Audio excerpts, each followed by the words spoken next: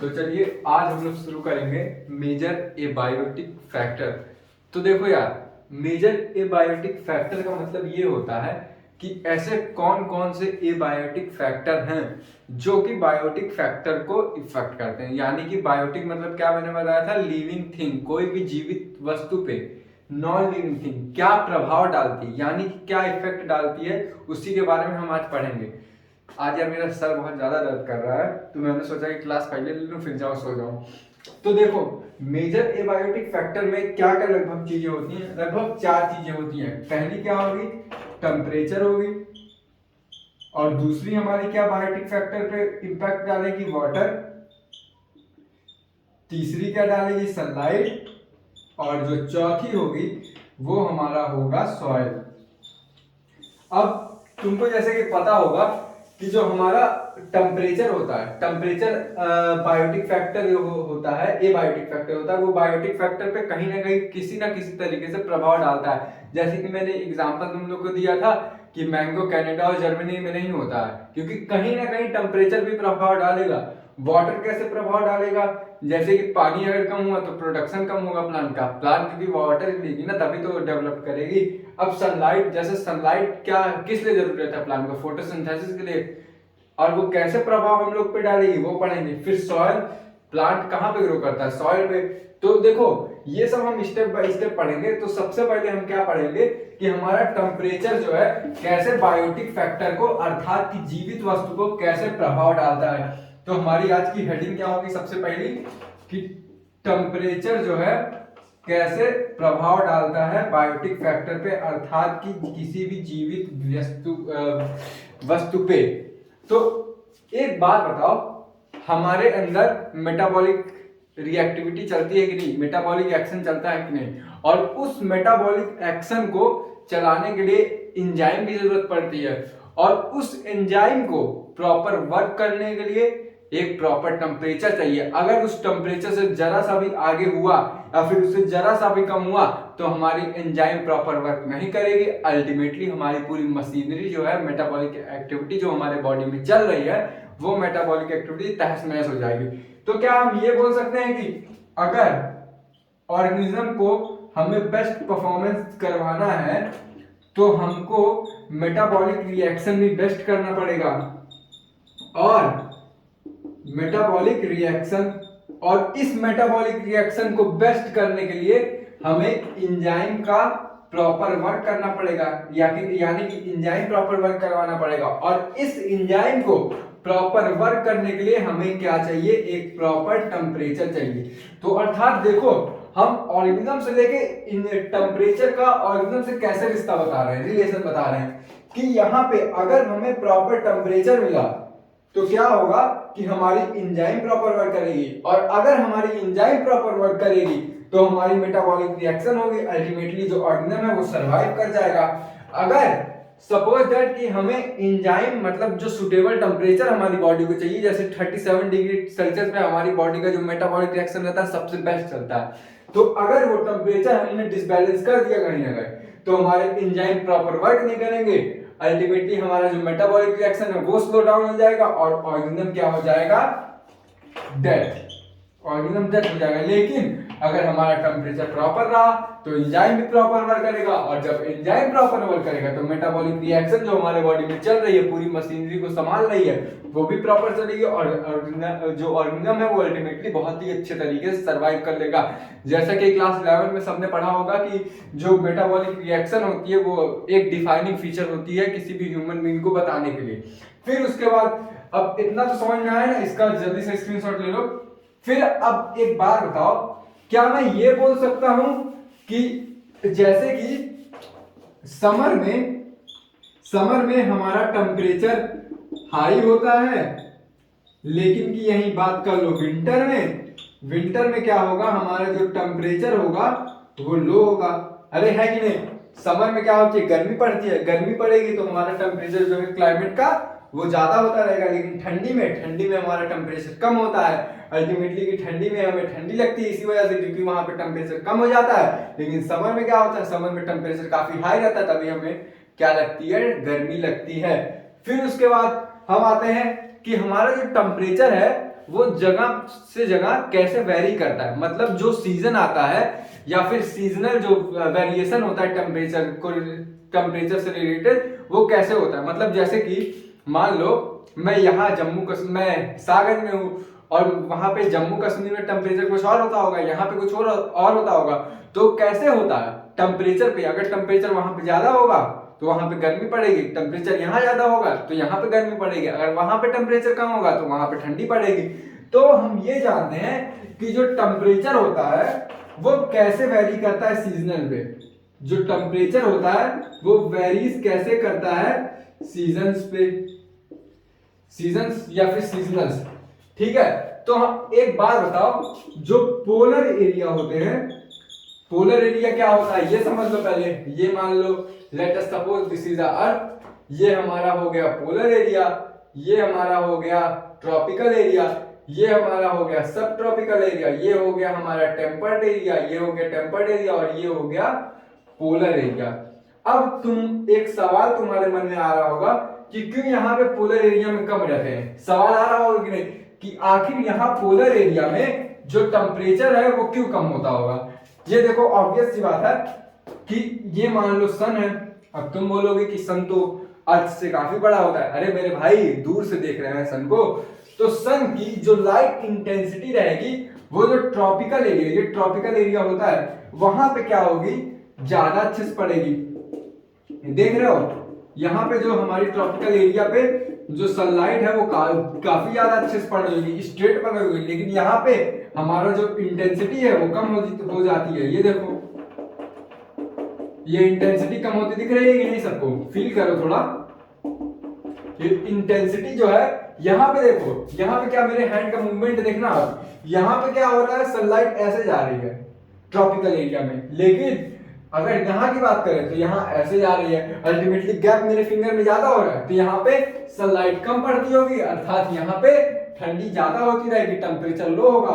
तो क्या मैं ये बोल सकता हूँ पोलर रीजन में या फिर पोल एरिया में, जो पोल एरिया होता है वहां पे टेम्परेचर लो होता होगा। अब वो लो कितना होता होगा, जीरो भी चला जा सकता है, जीरो से कम भी चला जा सकता है। अब अगर हम प्लेन एरिया से माउंटेन एरिया पे जाते हैं तो टेम्परेचर पे क्या प्रभाव पड़ेगा। अब एक बात बताओ, हमने क्लास 12th में केमिस्ट्री में पढ़ा था गेज लॉ या गे लुसैक लॉ, गे लुसैक लॉ हमने क्लास 11th 12th में पढ़ा था सॉल्यूशन स्टेट में, जो कि रिलेटेड सिलेबस था इस बार। तो गे लुसैक लॉ में क्या बोलता है कि जो हमारा प्रेशर रहता है, प्रेशर जो होता है डायरेक्टली प्रोपोर्शनल होता है टेम्परेचर के, वो भी कब, एट कांस्टेंट वॉल्यूम पे। एक कांस्टेंट वॉल्यूम पे जो हमारा प्रेशर होता है वो डायरेक्टली प्रोपोर्शनल होता है। अब तुम ऐसे समझो, मान लो ये हमारा प्लेन एरिया है और ये हमारा माउंटेन है। अब देखो यहाँ पे लाइट की इंटेंसिटी कम पड़ेगी, इसका पहले रीजन लिख लो तुम लोग वरना भुला जाओगे कि पोलर एरिया पे टेम्परेचर काहे कम रहता है, ड्यू टू लो इंटेंसिटी के कारण। समझ गए ना, इंटेंसिटी के कारण लिख लो एक बार। अब प्लेन एरिया से माउंटेन एरिया पे जाते हैं तब भी हमारा टेम्परेचर लो होता है। अब कैसे लो होता है ये हम किसके द्वारा समझेंगे, गे लुसैक लॉ के द्वारा। अब मान लो कि जब हम पहाड़ पे चढ़ते हैं तो हमारी बॉडी में पेन होने लगता है, और वो पेन क्यों होता है, क्योंकि हमारा जो बॉडी है वो ऑक्सीजन कम लेता है, क्योंकि पहाड़ पे जाने पे ऑक्सीजन की कमी होने लगती है, तो हमारा बॉडी ऑक्सीजन कम लेता है, तो ऑक्सीजन कम लेगा तो हमारा जल्दी जल्दी पंप करेगा ऑक्सीजन सप्लाई करने के लिए, इसीलिए हमारी बॉडी में जो है थकान महसूस होने लगता है। तो जो यहाँ प्लेनर एरिया पे है, क्या होता है प्लेनर एरिया पे कि जो पार्टिकल्स यहाँ के होते हैं एयर के, ये काफी क्लोज रहते हैं। लेकिन अगर हम यहाँ पहाड़ के पार्टिकल्स देखें तो पहाड़ के पार्टिकल काफी दूर दूर रहते हैं, और अल्टीमेटली यहाँ पे जो रहता है ग्रेविटेशनल फोर्स जो अपना रहता है, यहाँ पे दिख रहा है कि नहीं, जो ग्रेविटेशनल फोर्स रहता है ये भी काफी ज्यादा रहता है, और टेम्परेचर जो रहता है ये भी काफी ज्यादा हो जाएगा, क्योंकि यहाँ पे पार्टिकल्स काफी क्लोज है। अगर पार्टिकल क्लोज रहेंगे तो प्रेशर भी ज्यादा तेज लगेगा, और जब प्रेशर ज्यादा तेज रहेगा तो अल्टीमेटली हमारा टेम्परेचर भी काफी तेज हो जाएगा।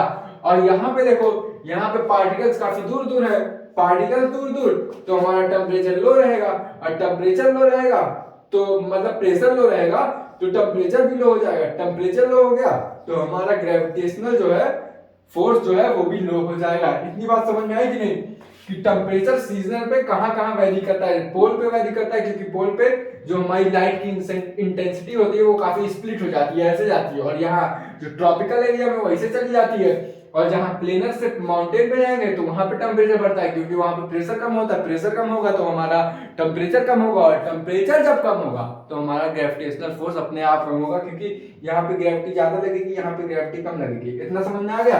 इसका स्क्रीनशॉट लेना चाहो तो ले लो, वैसे नोट्स बनाते चलो। फिर उसके बाद अब इतनी बात समझ में आ गई, लेकिन कुछ ऐसे बैक्टीरिया होते हैं जो कि लगभग, यार तुमको क्या बताऊं, वो बैक्टीरिया का 100 डिग्री से भी ज्यादा सरवाइव कर लेते हैं। मतलब उनकी मेटाबॉलिक एक्शन जो चलती है बॉडी के अंदर वो 100 डिग्री पे चलती है। अब तुम सोचोगे कौन कौन से बैक्टीरिया हैं या फिर कैसे बैक्टीरिया हैं जिनका मेटाबॉलिक रिएक्शन ही शुरू होता है 100 डिग्री पे। तो देखो, और वो कहां पाए जाते होंगे, अब तुम खुद सोचो 100 डिग्री टेम्परेचर कहां पे तुम देखे होगे। 100 डिग्री यार कुछ होता है, 100 डिग्री बहुत मायने रखता है। तो देखो ऐसे बैक्टीरिया होते होंगे जिनका जो टेम्परेचर का मतलब टॉलरेशन है वो 100 डिग्री से भी काफी ज्यादा है। और वो कहां कहां पाए जाते होंगे, थर्मल स्प्रिंग में। अब तुम बोलोगे थर्मल स्प्रिंग क्या होता है, जो गर्म पानी का झरना नहीं होता, जैसे कि हमने बियर ग्रिल्स में बहुत जो लोग मैन वर्सेस वाइल्ड देखते होंगे वो थर्मल स्प्रिंग को अच्छे से जानते होंगे। थर्मल स्प्रिंग एक ऐसी जगह होती है जहां पर पानी ना काफी ज्यादा मतलब हद से ज्यादा वहां पे पानी ठंडा रहता है। और दूसरा थर्मल वेंट्स पे। अब थर्मल वेंट्स क्या होता है, थर्मल वेंट्स वो होता है जैसे कि समुद्र के अंदर कहीं कहीं गड्ढे बन जाते हैं, मतलब समुद्र के अंदर गड्ढे बन जाएंगे और वहां पे अल्टीमेटली पानी इतना ज्यादा गर्म हो जाता है उस गड्ढे में, उसी को बोलते हैं थर्मल वेंट्स बोलते हैं। और उसको एक और नाम से बोलते हैं हाइड्रोथर्मल वेंट। मतलब कि भाई पानी के अंदर हाइड्रो लगा दोगे तो पानी हो जाएगा, थर्मल मतलब हीट, वेंट मतलब गड्ढा। तो हाइड्रोथर्मल वेंट या फिर थर्मल स्प्रिंग में जो हमारे बैक्टीरिया रहते हैं वो 100 डिग्री से ऊपर सरवाइव कर ले जाते हैं। और वो बैक्टीरिया कौन कौन से रहेंगे उनका नाम जरा देख लो एक बार। हाइड्रो अर्थात की पानी, हाइड्रोफिलिक बैक्टीरिया।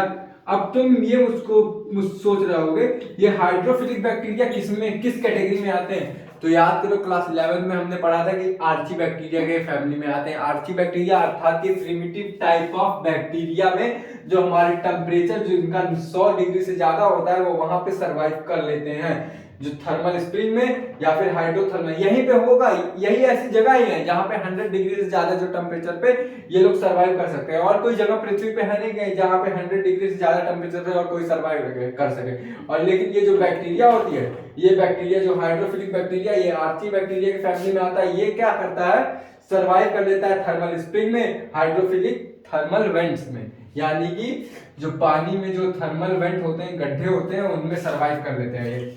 अब तुम देखो टेम्परेचर हमारा मैक्सिमम कहां पे रहता है और मिनिमम कहां पे रहता है। सवाल बनता है ना कि टेम्परेचर किस जगह मिनिमम रहेगा और मैक्सिमम किस जगह रहेगा। जरा देखना इसको ध्यान से। ये हुआ हमारा टेम्परेचर और इसको हम क्या करेंगे, दो पार्ट में डिवाइड कर देंगे और यहां हम लिखेंगे कि मैक्सिमम कहां रहता है और मिनिमम कहां रहता है। और अब तुमको इतना तो पता हो गया होगा कि मैक्सिमम कहां पे रहते हैं। यहाँ पे मैंने डायग्राम देकर समझाया है ना, ये वाले एरिया पे सन का ज्यादा इंटेंसिटी बढ़ता है, तो अर्थात हम ये बोल सकते हैं कि टेम्परेचर मैक्सिमम हमारा कहां पे होगा, ट्रॉपिकल रीजन में हमारा टेम्परेचर जो होगा मैक्सिमम होगा। और ट्रॉपिकल रीजन में कहां होगा, ट्रॉपिकल रीजन में भी कहीं होना चाहिए ना। ट्रॉपिकल रीजन में डेजर्ट में जो है, ट्रॉपिकल रीजन के डेजर्ट में हमारा टेम्परेचर जो मैक्सिमम होगा, अर्थात यहाँ पे 50 डिग्री से प्लस हमारा टेम्परेचर होगा। लेकिन अब बात करते हैं मिनिमम कहाँ होगा। मिनिमम मतलब ठंडी, जैसे निगेटिव में जितना बढ़ेंगे या फिर जितना अक्षर कम होता रहेगा नंबर का, उसी को हम लोग जैसे बोलते हैं मिनिमम टेम्परेचर। मिनिमम टेम्परेचर मतलब ठंडी वाला टेम्परेचर। अब मिनिमम टेम्परेचर क्या रहेगा, मिनिमम टेम्परेचर तुम्हारा रहेगा पोलर एरिया में। कौन सी जगह रहेगा, पोलर एरिया में। समझ में आया, पोलर एरिया अर्थात कि ये वाली एरिया, यहाँ पे जो हमारा टेम्परेचर रहेगा वो कहीं काफी ज्यादा कम रहेगा। अब कैसे कम रहेगा, क्योंकि यहाँ पे लाइट की इंटेंसिटी कम आ रही है। इतनी बात समझ में आई। टेम्परेचर मैक्सिमम कहाँ होगा, ट्रॉपिकल रीजन में जहाँ पे डेजर्ट होगा, और मिनिमम कहाँ होगा, पोलर एरिया में। टेम्परेचर मिनिमम कहाँ होगा? पोलर एरिया में। क्यों होगा? क्योंकि वहां पे लाइट का एल्टीट्यूड या फिर लाइट की इंटेंसिटी कम आ रही है। इतनी बात समझ में आ गई? इसका स्क्रीनशॉट ले लो इस बार, इंपॉर्टेंट टॉपिक है। अब देखो, अब तुमको मैं कुछ एग्जांपल देता हूं जो टेम्परेचर से रिलेटेड है। मतलब कि कैसा एग्जांपल दूंगा जो टेम्परेचर से रिलेटेड। आखिर टेम्परेचर बायोटिक फैक्टर यानी कि जीवित वस्तु पे कैसे प्रभाव डालती है उसका एग्जांपल कुछ देख लो। तो देखो यार, पहला एग्जांपल हम लोग देखते हैं जो स्नो लेपर्ड होता है। Snow leopard do not found in Kerala. In Kerala area लिख लो या फिर रीजन लिख लो। अब देखो यहाँ पे हम नाम से क्लियर कर सकते हैं, स्नो मतलब क्या होता है? बर्फ। जो बर्फ वाले लेपर्ड होते हैं वो कहाँ नहीं फाउंड होते हैं? केरला में, क्योंकि केरला में लगभग मानसून का सीजन रहता है या फिर गर्मी का सीजन रहता है। तो स्नो लेपर्ड नाम से तुम लोग समझ गए हो कि बर्फ एरिया में रहना चाहेगा, तो वो यहाँ पे नहीं फाउंड हो सकते। अब दूसरा एग्जाम्पल ले लो। याद करो कि मैंने कल कहीं लेक्चर में बोला था जो हमारा मैंगो होता है, ये एनसीईआरटी का एग्जाम्पल है। जो हमारा मैंगो होता है वो ग्रो नहीं करता। मैंगो ग्रो, यहां पे डू नॉट लिख लो, do not grow in Canada as well as in Germany. अब तुम इसकी एक ट्रिक बना लो कि मैंगो कहाँ ग्रो नहीं करता? कनाडा और जर्मनी में। अब इसकी ट्रिक बना लो, का जी, का से कनाडा, जी से जर्मनी। का जी बोलते रहिए हम लोग, का जी क्या कर रहे हो? तो उसी से ट्रिक बना लो, कनाडा और जर्मनी। अब देखो यहाँ पे एक एग्जांपल समझ में आया। स्नो लेपर्ड केरला में क्यों नहीं पाए जाते? क्योंकि इनका जो है टेम्परेचर, ये लो टेम्परेचर पे रहते हैं ताकि ये सरवाइव कर ले जाते हैं जो जहाँ पे टेम्परेचर रहता है, लेकिन केरला में सरवाइव नहीं कर पाएंगे, केरला में सॉरी। अब मैंगो अपना ग्रो नहीं कर पाता कहाँ पे? कनाडा में और जर्मनी में। अब तीसरा एग्जांपल ले लो तुम। तीसरा एग्जांपल क्या लोगे कि तीसरा एग्जांपल जो हमारी एक ट्यूनिका फिश होती है। कौन सी फिश? ये हमारी एक ट्यूनिका फिश होती है जो कि फाउंड नहीं होती। कहां पे फाउंड नहीं होती है? ट्रॉपिकल लैटिट्यूड में। मतलब कि हमारी जो ट्यूनिका फिश है do not found in tropical latitude area. अब तुम लोग बोलोगे कि भाई ये ट्रॉपिकल तो समझ में आया कि गर्मी वाली एरिया, अर्थात ये वाला इतना एरिया तुम्हारा ट्रॉपिकल हो गया जहां पे सन की इंटेंसिटी ज्यादा आ रही है। लेकिन ये लैटिट्यूड एरिया क्या हुआ? लैटिट्यूड एरिया कुछ नहीं है यार। लैटिट्यूड एरिया पता क्या होता है? जैसे कि ये मान लो अर्थ हो गया, ठीक है, और ये हमारा इक्वेटर हो गया। तो लैटिट्यूड मतलब क्या होता है? लैटिट्यूड मतलब लेटी हुई लाइन। ये हम तुम्हारी हो गई लेटी हुई लाइन, इसी को हम लैटिट्यूड बोलते हैं। अब ट्रॉपिकल रीजन यानी कि ट्रॉपिकल रीजन यहां से यहां आएगा जो 20 डिग्री ऊपर 20 डिग्री नीचे, इसके बीच में जो लैटिट्यूड एरिया लेटी हुई लाइन है यहाँ पे ट्रॉपिकल रीजन में, वहीं पे ये जो ट्यूनिका फिश है वो नहीं पाए जाते। क्या इतनी बात सबको समझ में आ गई? तो इससे हमको क्या प्रूव होता है कि जो ऑर्गेनिज्म का या फिर स्पीसीज का जो डिस्ट्रीब्यूशन हुआ है पूरी पृथ्वी पे वो किस पे डिपेंड है? टेम्परेचर पे। इतना बात समझ में आया कि नहीं? स्नो लेपर्ड तुम्हारे केरला में नहीं पाए जाते। जो मैंगो है, मैंगो के प्लांट तुम्हारे कनाडा और जर्मनी में नहीं पाए जाते। और जो तुम्हारा ट्यूनिका फिश है वो ट्रॉपिकल लैटिट्यूड एरिया में नहीं पाई जाती, क्योंकि ट्रॉपिकल लैटिट्यूड एरिया में, और ट्रॉपिकल लैटिट्यूड एरिया क्या होता है? जो हमारा ट्रॉपिकल रीजन होता है ऊपर से 20 डिग्री नीचे से 20 डिग्री, उसी के जो लैटिट्यूड लाइन होती है अर्थात लेटी हुई लाइन, उसी को हम लोग बोलते हैं ट्रॉपिकल एरिया। इतनी बात समझ में आ गई? इसका स्क्रीनशॉट ले लो। अब हम दो टाइप के ऑर्गेनिज्म पढ़ेंगे जो कि डिपेंड होते हैं टेम्परेचर पे। मतलब ऐसे ऑर्गेनिज्म जो टेम्परेचर को टॉलरेट कर लेते हैं, वो भी किस तरीके से वो हम देखते हैं, या फिर कितना टेम्परेचर को वो टॉलरेट कर सकते हैं, उनकी कैपेबिलिटी क्या है, उसके आधार पे हम देखेंगे वो टेम्परेचर को कितना टॉलरेट कर लेते हैं। ठीक है, अब देखो ऑर्गेनिज्म हमारे दो पार्ट में डिवाइड होते हैं। पहला कौन सा होता है?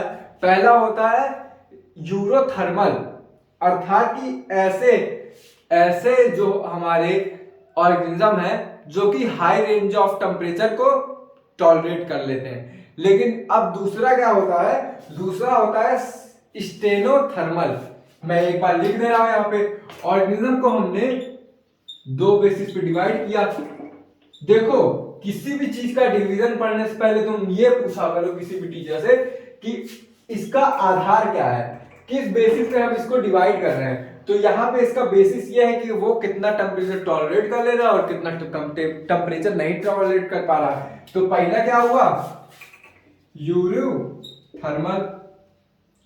ये स्पेलिंग याद करने के लिए मैंने ऐसे बोला, यूरोथर्मल होता है या फिर यूरी थर्मल बोल दो। फिर उसके बाद दूसरा क्या हुआ, दूसरा तुम्हारा हो जाता है स्टीनोथर्मल, अर्थात कि जो कम रेंज ऑफ टेम्परेचर को टॉलरेट करता है। अब देखो यूरोथर्मल और स्टेनोथर्मल में अंतर क्या है। जो तुम्हारा यूरोथर्मल होगा ना, जैसे कि मैमल्स हो गए हम लोग या फिर चिड़िया जो कि वार्म ब्लड होते हैं हम लोग का टेम्परेचर यार, हम लोग को कितना भी टेम्परेचर दे दो, कितना भी टेम्परेचर दे दो, लेकिन हम लोग वहां पे सरवाइव कर लेते हैं क्योंकि हमारा जो टेम्परेचर है इंटरनल बॉडी का वो एक कांस्टेंट रहता है जो कि 37 डिग्री सेल्सियस पे रहता है। लेकिन जो हमारे ये भाई साहब है स्टीनोथर्मल ऑर्गेनिज्म होते हैं, इनको तुम जरा सा भी टेम्परेचर आगे पीछे कर दिए ना तो गच्चे से टेम्परेचर अपना बदल लेंगे, तुरंत बदलेंगे। इनका फिक्स टेम्परेचर नहीं रहता, लेकिन इनका क्या रहेगा भाई साहब का, इनका टेम्परेचर भी फिक्स रहेगा और ये ज्यादा टेम्परेचर भी टॉलरेट कर सकते हैं। अब देखो जो स्टीनोथर्मल होते हैं ना उसमें लगभग सभी लोग आते हैं। अब तुम यहाँ पे इसका डिफिनेशन देखो, they can tolerate wide range of temperature.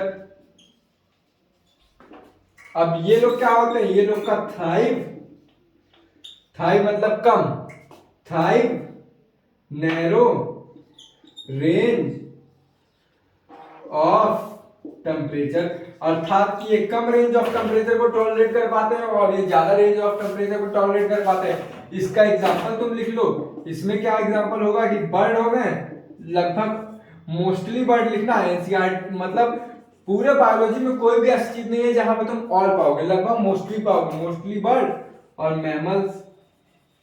और यहाँ पे all mostly plant, mostly all type of plant या फिर एनिमल्स।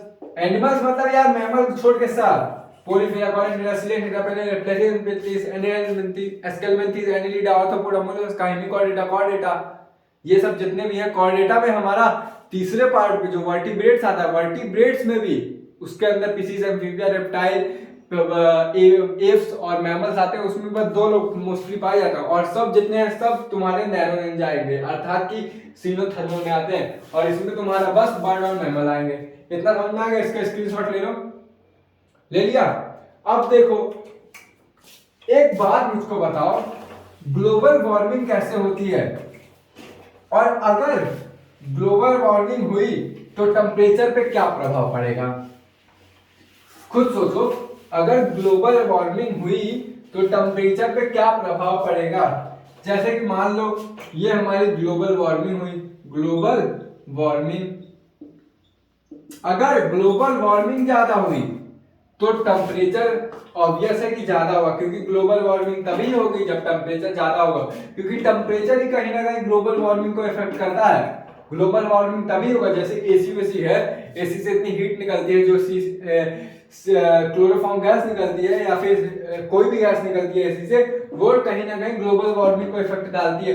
अर्थात कि हम ये बोल सकते हैं कि जो टेम्परेचर है वो रिस्पॉन्सिबल है ग्लोबल वार्मिंग के लिए, अर्थात उसी पे जो है हमारे ऑर्गेनिज्म का डिस्ट्रीब्यूशन हुआ है, ऑर्गेनिज्म का डिस्ट्रीब्यूशन हुआ है, डिस्ट्रीब्यूशन, अर्थात कि हमारे टेम्परेचर पे जो ग्लोबल वार्मिंग पे इफेक्ट डालता है उसी के बेसिस पे हमारे जो ऑर्गेनिज्म है वो डिस्ट्रीब्यूट हुए हैं अलग अलग जगह, क्योंकि जहां पे टेम्परेचर ज्यादा होगा वहां पे ग्लोबल वार्मिंग ज्यादा होगी, तो वहां पे वही ऑर्गेनिज्म रह पाएंगे जो यहाँ पे ग्लोबल वार्मिंग एरिया में सर्वाइव कर सके। जैसे कि टेम्परेचर बहुत ज्यादा हुआ और ग्लोबल वार्मिंग कंडीशन आ गई, तब की बात कर रहा हूँ। अब देखो ये तुम्हारा पूरा टेम्परेचर वाला टॉपिक खत्म हो गया। अब इसके बाद हम लोग कहाँ पे आएंगे, इसके बाद हम लोग वाटर पे आएंगे। वाटर काहे होता है, जो हमारे बायोटिक पे अर्थात कि हमारे जीवन पे प्रभाव डालता है, लिविंग थिंग्स पे। अच्छा, एक चीज मैं तुम लोग को बताना भूल गया कि ये जो टेम्परेचर होता है ना, ये जो टेम्परेचर होता है ये सबसे ज्यादा इकोलॉजिकली रिलेवेंट फैक्टर होता है, सबसे ज्यादा रिलेवेंट फैक्टर। अब तुम बोलोगे रिलेवेंट फैक्टर का मतलब क्या होता है? रिलेवेंट फैक्टर का मतलब होता है ना, इकोलॉजिकली जो सबसे प्रभावशाली फैक्टर है वही टेम्परेचर होता है। मतलब पूरे एबायोटिक फैक्टर में सबसे ज्यादा प्रभावशाली हमारा जो होता है टेम्परेचर होता है। अब यहाँ पे हम क्या लेते हैं, वाटर को सेकंड है बायोटिक फैक्टर वाटर। अब देखो वाटर जो होता है इकोलॉजिकली रेलिवेंट फैक्टर तो होता है, लेकिन ये सेकंड नंबर पे आता है।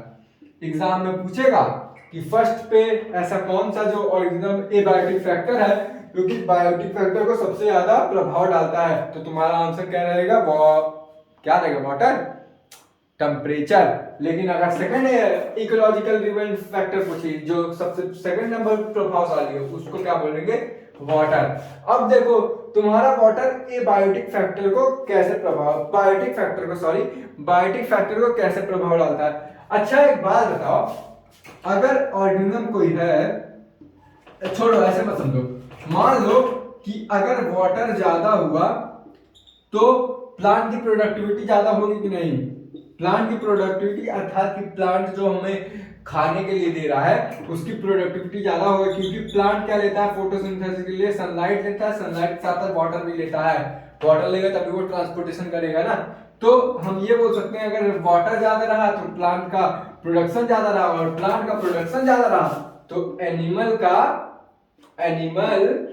प्रोडक्टिविटी ज्यादा हो गई। एनिमल प्रोडक्टिविटी अर्थात कि जो मानव जन्म ले रहे हैं उनकी प्रोडक्टिविटी ज्यादा हो जाएगी। तो देखो पानी से हम कैसे एनिमल पे यानी कि बायोटिक फैक्टर पे हमने प्रभाव डाला। अगर प्लांट में वाटर ज्यादा तो प्लांट प्रोडक्टिविटी ज्यादा, और प्लांट प्रोडक्टिविटी ज्यादा तो हमारे एनिमल प्रोडक्टिविटी अल्टीमेटली हाई हो जाएगी।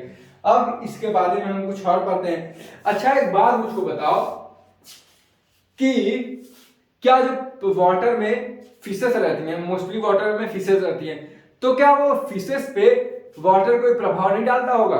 तुम बोलोगे कि नहीं, अब उनको पानी पसंद है, पानी में वो रहती है तो प्रभाव उनको कोई नहीं पड़ता होगा। लेकिन मैं बोलूंगा कि तुम्हारी सोच गलत है, क्योंकि अगर मान लो वाटर है, ठीक है, और उस वाटर को मैंने एसिडिक बना दिया यानी कि उसका मैंने पीएच कम कर दिया, तो उसमें फिश रखोगे तो फिश जल जाएगी, या फिर बेसिक बना दिया बहुत ज्यादा तो फिश के अंदर पानी जो है चला जाएगा, क्योंकि पानी हमेशा मूव करता है हाई कंसंट्रेशन से लो कंसंट्रेशन। तो फिश के अंदर पानी का कंसंट्रेशन कम रहेगा और वाटर का ज्यादा रहेगा, क्योंकि वो सॉल्ट रहेगा तो घुस जाएगा, अल्टीमेटली वो डेथ हो जाएगी। तो क्या मैं ये बोल सकता हूँ कि वाटर जो फिशेज में होता है वो दो फैक्टर पर डिपेंड करता है, क्योंकि वाटर जो है एक क्वालिटेटिव फैक्टर है, क्वालिटेटिव फैक्टर है फिशेज के लिए। अब क्योंकि फिशेस तो वाटर में रह सकती हैं, लेकिन फिश ऐसे वाटर में रहेगी जिसका एक प्रॉपर पीएच हो और जिसका एक प्रॉपर केमिकल कंपोजिशन हो, अर्थात कि उसमें ज्यादा सॉल्ट की मात्रा ना हो। अब सॉल्ट की मात्रा तुम बोलोगे सॉल्ट की मात्रा कैसे, क्योंकि बेसिक वाले में भी वो आ रहा है, यहाँ पे भी।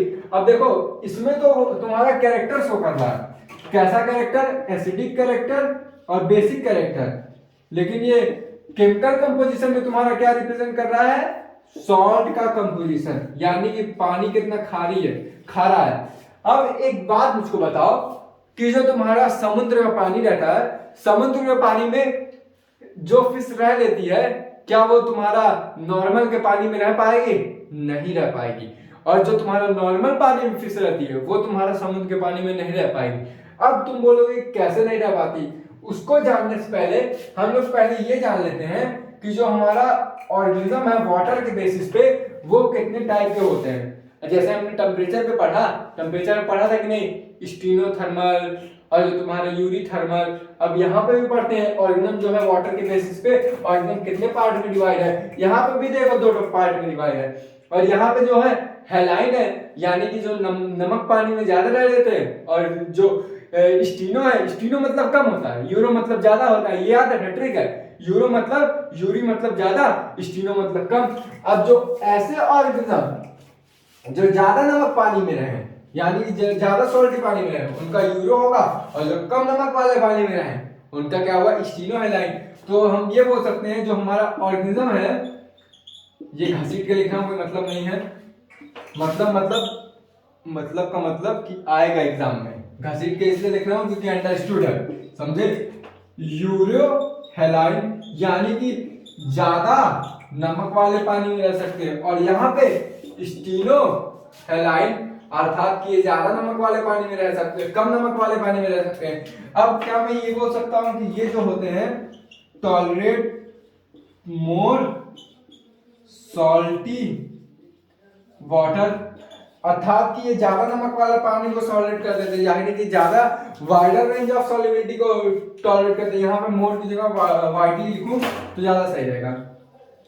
और ये क्या होते हैं, ये हमारे नैरो मतलब थिव नैरो सॉलिबिलिटी होते हैं, यानी कि थिव नैरो तुम सॉल्टी लिख लो, जो कि कम रेंज ऑफ मतलब सॉल्ट को टॉलरेट कर लेते हैं, ठीक है। और यहाँ यूरो हैलाइन जो कि ज्यादा रेंज ऑफ सॉलिबिलिटी को टॉलरेट कर लेते हैं, या फिर सैलिविटी को, सैलिविटी मतलब देखो नमक होता है, मतलब जहां पे मैंने ये बोला कि ज्यादा रेंज ऑफ नमक को टॉलरेट कर लेते हैं, नमक मतलब देखो कंसंट्रेशन, पानी में ज्यादा कंसंट्रेशन को ये वाले जो ऑर्गेनिज्म है टॉलरेट कर लेते हैं, और ये वाले ऐसी जगह सर्वाइव कर पाते हैं जहां पानी का कंसंट्रेशन कम रहता है। अब देखो एनसीईआरटी में थोड़ा टर्मिनोलॉजी तो सेम, मतलब वहां का डिफिनेशन थोड़ा अलग है, अगर वो वाला डिफिनेशन जानना है तो एक मिनट रुक जाओ। यहाँ पे सैलिविटी लिखा है यार, वही चीज मैं बोल रहा हूँ ना, आप में रटा है तुमको नहीं बता रहा, मैं फील करवाना चाह रहा हूँ। अब एक बार फिर से समझना, यूरो हैलाइन, यूरो मतलब ज्यादा, हैलाइन मतलब नमक, जो ज्यादा टॉलरेट कर सके क्या, नमक वाले पानी को, यानी कि सैलिविटी को, उसको हम बोलेंगे यूरो हैलाइन। और जो कम रेंज ऑफ को टॉलरेट कर सके, यानी कि कम पानी को टॉलरेट कर सके, कम नमक वाले पानी को टॉलरेट कर सके, उसको बोलते हैं स्टीनो हैलाइन। अब इसके एग्जांपल ले लो, ज्यादा नमक वाले पानी को कौन टॉलरेट करे, कॉमन सेंस लगा मेरे भाई, दिमाग कहाँ है, अरे लटना क्यों यार, तुम खुद सोचो। अगर कोई ऑर्गेनिज्म है, फिश के कंडीशन में बात हो रही है, जो ज्यादा रेंज ऑफ नमक को टॉलरेट कर सके, वो क्या हो, उसको मोस्टली क्या बोलेंगे, मराइन, क्योंकि मराइन में क्या होता है, खारा पानी होता है। और यहाँ पे जो एग्जांपल होगा ये होगा fresh water, mostly fresh water, ये फ्रेश वाटर है, मराइन वाटर, क्योंकि ये ज्यादा रेंज ऑफ टेंपरेचर को टॉलरेट करेगी, और स्टीनो हैलाइन जो होती है कम रेंज ऑफ टेंपरेचर को, मतलब कम रेंज ऑफ सॉलिबिलिटी को टॉलरेट कर पाती है, इसीलिए यहाँ पे फ्रेश वाटर का एग्जांपल हुआ। ये घसीट के लिखना हो, लेकिन तुम लोग अच्छे से लिख देना। अब यहाँ पे हम एक इंडिविजुअल एग्जांपल लेते हैं, इतना समझ में आया कि मराइन है क्योंकि ये कम रेंज ऑफ सॉलिबिलिटी को। अब यहाँ पे तुम्हारा एक एग्जांपल लिख लो, एक एग्जांपल लिखना, यहाँ पे एक एग्जांपल तुम लिख लो, कौन सा एग्जांपल लिखोगे, यहाँ पे सैल्मन फिश, एनसीईआरटी का है सैल्मन फिश। और यहाँ पे जो यहाँ पे फ्रेश वाटर है, फ्रेश वाटर में एग्जांपल ले लो सोना वाला फिश, अर्थात कि गोल्डन फिश। इतना समझ में आ गया, इसका स्क्रीनशॉट ले लो, जो ज्यादा रेंज ऑफ टेंपरेचर को टॉलरेट कर सके, मतलब ज्यादा रेंज ऑफ सॉलिबिलिटी को टॉलरेट कर सके, उसका नाम है सैल्मन भाई, यानी कि सैल्मन फिश। और जो कम रेंज ऑफ सॉलिबिलिटी को टॉलरेट कर सके उसको फ्रेश वाटर में पाया जाएगा, और उसका क्या नाम रहेगा, गोल्डन फिश। इतना छापो। अब मैं तुमसे अगर ये बोलूं, मैंने अभी तुमको ये बोला कि जो हमारी फिशेस हैं वो अगर मराइन वाटर से फ्रेश वाटर में आई तब उनके साथ क्या होगा, या फिर फ्रेश वाटर से मराइन वाटर में लेके आई तब क्या होगा। अर्थात मैं ये तुमसे पूछना चाह रहा हूँ, जो हमारी फिशेस हैं वो मराइन वाटर से अगर फ्रेश वाटर में आई तो उन पे क्या प्रभाव डालेगा, या फिर फ्रेश वाटर से मराइन वाटर में गई तो फिर उन पे क्या प्रभाव डालेगा। अरे सोचने वाली बात है ना, क्या रीजन है जो अगर हम फ्रेश वाटर की फिश मराइन वाटर में रख दें तो क्या हो जाएगा, मराइन वाटर की फिश फ्रेश वाटर में रख दें तो क्या हो जाएगा। कॉमन सेंस वाली बात है, पानी तो एक ही है, तो क्या हो जाएगा ऐसा जो उनको इसमें नहीं डाल सकते, इसको उसमें नहीं डाल सकते। अब तुमको ये टॉपिक अच्छे से समझना पड़ेगा। मान लो ये एक फ्रेश वाटर की फिश हुई, फ्रेश वाटर की, उसको हमने क्या किया, इसको मैं इसी पे समझाऊंगा क्योंकि कंपैरेटिव स्टडी करोगे तो ज्यादा सही रहेगा। एक मिनट रुकना जरा। ये यहाँ पे दो पार्ट में हमारा बोर्ड डिवाइड हो गया। अब दिख रहा है कि नहीं, ये फ्रेश वाटर की फिश को हमने अगर नमक वाले अर्थात मराइन वाटर में डाला तो उस पर क्या प्रभाव पड़ेगा, इसको लिख रहा हूं समझदारा। देखो ये मान लो कि ये तुम्हारा एक कंटेनर हुआ, अभी ये समझा रहा हूं, फील करवा रहा हूं, इसको छापना मत। मान लो ये तुम्हारा कंटेनर हुआ, ये मान लो फ्रेश वाटर का हुआ, ठीक है, थोड़ा फील देने के लिए ब्लू ब्लू कर दे रहा हूं। मान लो ये फ्रेश वाटर हुआ और ये फ्रेश वाटर में एक हुई हमारी प्यारी सी नन्ही सी दुलारी सी मछली। अब देखो फ्रेश वाटर में क्या होता है, सॉल्ट का कंसंट्रेशन कम होता है, लेकिन जो हमारा सॉल्ट का मछली में जो कंसंट्रेशन होगा वो ज्यादा होगा। अर्थात मैं ये बोल सकता हूँ कि मछली का कंसंट्रेशन फ्रेश वाटर में ज्यादा होता है। तो इसी मछली को भैया हमने क्या किया, एक बड़े से कंटेनर यानी कि मराइन वाटर, ये हमारा मराइन वाटर है, ठीक है। अब छापना सब लोग, ये मैंने फील दिलवाने के लिए किया था बस। ये हमारा मराइन वाटर है और थोड़ा नमक भी इसमें डाल दें, खारा पानी रहेगा ना। अब देखो ये हमारी जो फिश बनी, ये हमारी जो फिश है इसमें सॉल्ट का कंसंट्रेशन ज्यादा है और जो मराइन वाटर है उसमें सॉल्ट का कंसंट्रेशन तो है, ऐसा नहीं है कि नहीं है, लेकिन जो इसमें सॉल्ट का कंसंट्रेशन इसके मुकाबले कम है, क्योंकि यहाँ पे सॉल्ट का कंसंट्रेशन ज्यादा होता है, क्योंकि यहाँ पे कम रहेगा तो यहाँ पे ज्यादा होगा सॉल्ट का कंसंट्रेशन। लेकिन अगर इसी वाले को हमने यहाँ डाल दिया तो यहाँ पे इसका कंसंट्रेशन ज्यादा हो जाएगा। इसका क्यों, क्योंकि यहाँ के मुकाबले ये ज्यादा में रहेगा और यहाँ के मुकाबले ये ज्यादा में रहेगा, क्योंकि हमने ज्यादा कंसंट्रेशन वाली सॉल्ट को यहाँ ज्यादा है, यानी कि ज्यादा कंसंट्रेशन वाली फिश को यहाँ पे डाला है। तो अल्टीमेटली मैं ये कह सकता हूं कि अगर मैंने फ्रेश वाटर की फिश जो है मराइन वाटर में डाल दी तो फ्रेश वाटर की फिश के अंदर जो सॉल्ट का कंसंट्रेशन रहेगा वो ज्यादा होगा। तो हमने ऑस्मोसिस में पढ़ा था कि हमेशा इस संसार में कोई भी चीज हो वो हमेशा अपनी ज्यादा मात्रा से कम मात्रा की तरफ जाना चाहती है। तो हमारी जो फ्रेश सॉल्ट का कंसंट्रेशन जो ज्यादा होगा वो हमारा ज्यादा मात्रा से कम मात्रा में जाएगा। अल्टीमेटली जो यहाँ पे ये पिचक जाएगी, क्योंकि यहाँ का जो वाटर है सॉल्ट का कंसंट्रेशन है वो ज्यादा है और ज्यादा मात्रा से कम मात्रा के सॉल्ट में जाना पड़ेगा। क्योंकि देखो यहाँ पे सरफेस एरिया तो ज्यादा बनेंगे ना, मतलब एरिया तो ज्यादा है ना। अब एक चीज तुम समझो, यहाँ पे तुम लोग समझ नहीं पा रहे होगे, मैं समझ रहा हूँ, मुझको पहली बार समझ में आया था, ऐसे समझने में प्रॉब्लम हुआ था। मान लो कि ये मेरा एक डस्टर है, ठीक है, ये डस्टर कम सरफेस एरिया लिया है, तो इस पे मैं नमक रखता जाऊं, ठीक है, तो इस पे नमक का कंसंट्रेशन ज्यादा हो गया। लेकिन अगर मैंने वही पानी ले लिया इतना ज्यादा, मतलब ये मैंने इतना ज्यादा पानी ले लिया और उसमें नमक मिलाया, तो नमक का सरफेस एरिया ज्यादा होगा क्योंकि वो घुल जाएगा। लेकिन यहाँ पे इतने वाले पोजीशन पे सरफेस एरिया कम होगा, तो नमक का कंसंट्रेशन ज्यादा होगा। अब समझ में आया? तो जिसका सरफेस एरिया कम उसमें नमक का कंसंट्रेशन ज्यादा, जिसका सरफेस एरिया ज्यादा उसमें नमक का कंसंट्रेशन कम। अब समझ में आ गया इतना? अगर अब वो ना समझ में आए तो चुल्लू भर पानी ले ही लेना, ठीक है। तब यहाँ पे सॉल्ट का कंसंट्रेशन ज्यादा हुआ तो अल्टीमेटली सॉल्ट जो हाई कंसंट्रेशन से लो कंसंट्रेशन जाएगी और ये जो तुम्हारा मछली है चिचुक के छुआरा बन जाएगा, जो मछली है अल्टीमेटली डेथ हो जाएगा इसका। अब देखो अगर हम मराइन वाटर की फिश जो ले दे, मराइन वाटर की फिश फ्रेश वाटर में डाल दे तो क्या होगा उसका? देखो मान लो कि ये हमारा तो कंटेनर हुआ और ये कंटेनर में मराइन वाटर हुआ, अर्थात कि फ्रेश वाटर हुआ, मतलब फ्रेश वाटर में डाल देना तो ये फ्रेश वाटर हुआ, फील नहीं दिलवाऊंगा क्योंकि फील वहां पे दिलवा चुका हूँ। फ्रेश वाटर हुआ, इसमें नमक नहीं पाया जाएगा, तो जो मराइन वाली फिश होगी उसमें कंसंट्रेशन कम होगा। कंसंट्रेशन कम हुआ कि नहीं? फ्रेश वाटर में फिश का कंसंट्रेशन ज्यादा हुआ तो मराइन वाटर में क्या हुआ, ये हमारी फिश का कंसंट्रेशन जो कम हुआ और यहाँ पे मराइन वाटर में सॉल्ट का कंसंट्रेशन ज्यादा हुआ। क्योंकि देखो इसको सरवाइव करने के लिए दोनों तरफ बैलेंस चाहिए। अगर इसका सॉल्ट का कंसंट्रेशन ज्यादा होगा ना तब ये कम होगा, तभी ये यहाँ पे सरवाइव कर पाएगी। और यहाँ पे जो हमारा फिश होगा उसका सॉल्ट का कंसंट्रेशन ज्यादा होगा और जो वाटर होगा वाटर में सॉल्ट का कंसंट्रेशन कम होगा, मतलब ज्यादा होगा यहाँ पे, और फिश का कंसंट्रेशन कम होगा तो अल्टीमेटली हमारी जो वाटर है वो अंदर आ जाएगी और फिश जो है फूल जाएगी।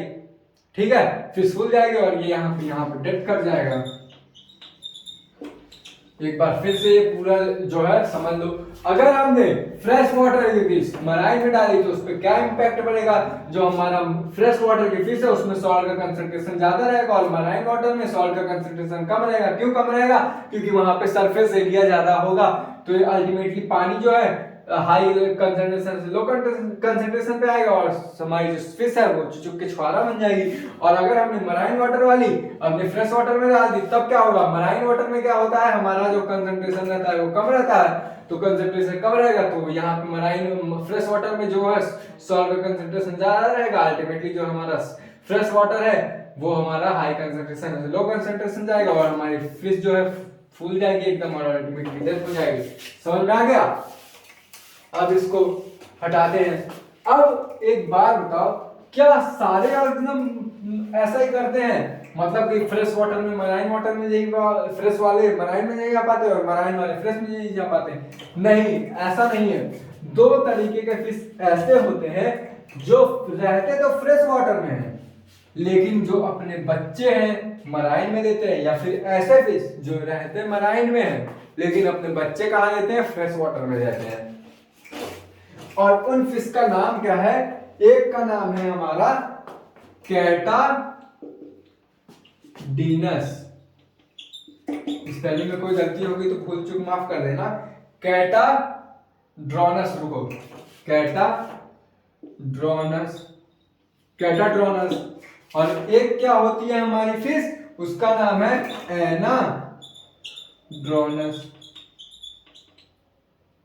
एनाड्रोनस।